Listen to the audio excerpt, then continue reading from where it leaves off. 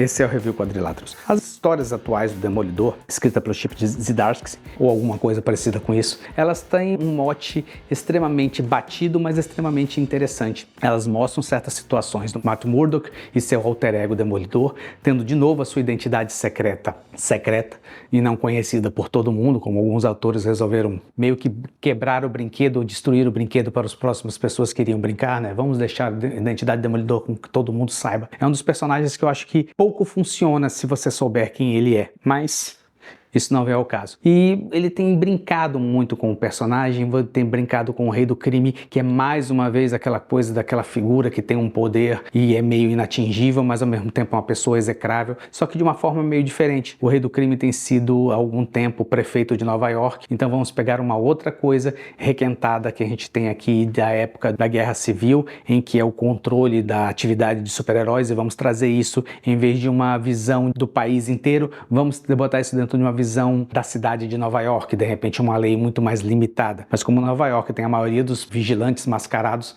ela acaba atingindo muito mais gente do que é possível pensar assim à primeira vista. E você tem exatamente que essas histórias do Demolidor levaram a um clímax, que é o Reinado do Demônio. É uma minissérie que mostra como o Rei do Crime quer colocar em xeque aqueles defensores e aqueles heróis de acordo com uma lei municipal que iria limitar a sua atuação. O autor acaba fazendo isso de uma forma deliciosa. Ele pega várias coisas que já foram vistas antes, requenta isso, mostra de uma forma diferente e ao mesmo tempo dinâmica. E isso acaba, como sempre, talvez esse seja um grande mal dos quadrinhos hoje em dia, se espalhando para vários títulos e alterando a vida de heróis que não tem tanto a ver com aquilo, mas que teriam que haver de qualquer jeito. E isso acaba trazendo algumas edições que estariam ligadas a essa saga. Uma dessas edições é exatamente a história Cerco dos Heróis. Ela saiu aqui, a minissérie saiu em 2 edições aqui, e na verdade são várias minisséries soltas. Você tem aqui Villains for Hire, a do Dr. Octopus, a dos X-Men, a do Homem-Aranha, e várias coisas que estariam mostrando esses personagens e os efeitos que eles tiveram que enfrentar com a situação do Rei do Crime como prefeito de Nova York, estabelecendo essa limitação. Elas são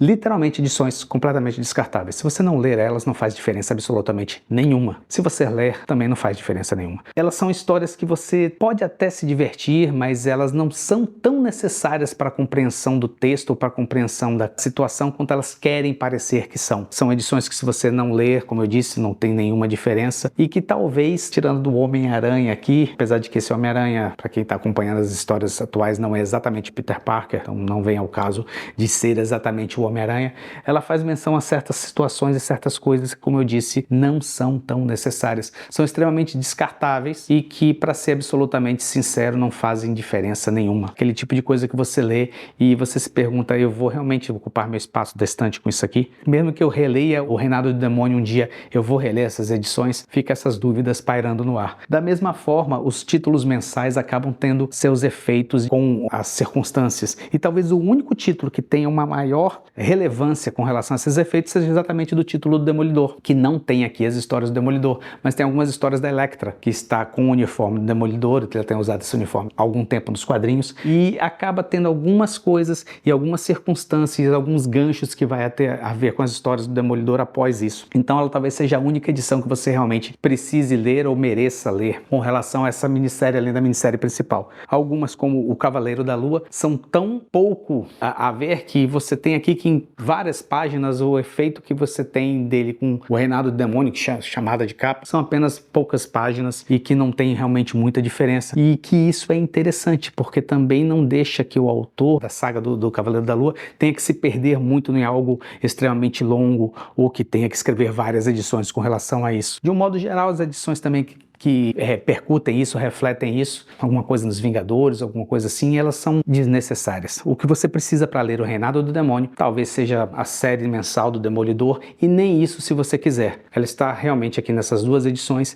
aqui tem uma história que funciona, elas 2 são fechadas, o que é dito nas outras edições de maior repercussão, ela é dita aqui também, então você não precisa de mais nada para ler uma minissérie fechada, uma minissérie em que não é necessariamente uma história de grandes grandes mudanças ou de grandes diferencial, ou foi feito algo de muito diferente, de muito diferenciado com o personagem. Com essas duas edições aqui da Panini, você fecha tudo que você precisa saber sobre essa história, e ela em si é uma história divertida. Ela, na verdade, é muito mais divertida do que você ter que acompanhar todas essas repercussões, essas ramificações nos outros títulos. Esse é o Review Quadrilato. Se você gostou, dê seu like, nos acompanhe. Até a próxima.